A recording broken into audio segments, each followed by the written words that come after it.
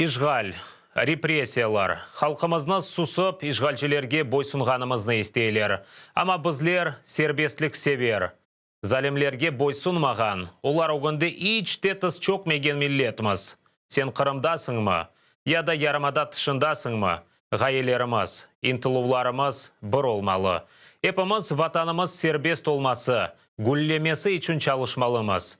Басқы, чешіт сияси себеплерден ватандашларымыздың бір қысмы ярымаданы терк етмеге мечбур олды. Мисал оларақ АТР телеканалы веонын хадимлері, біздер. 6 жылдан берлі ғұрбетліктеміз, юртымызны көріп оламаймыз.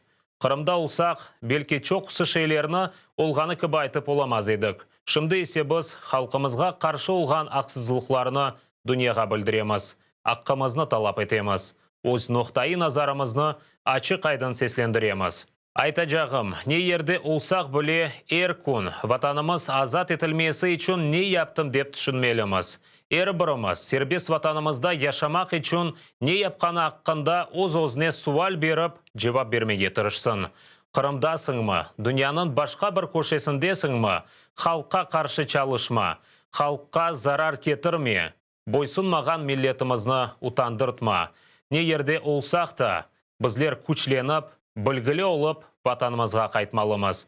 Тек ана ватан Қырымда, біз миллет оларақ сақланып, инкишаф ете білеміз. Аллахқа инанып, елімізден келгенні япсақ, Қырым татарларыны парлақ кележектен кімсе марум етіп оламаз.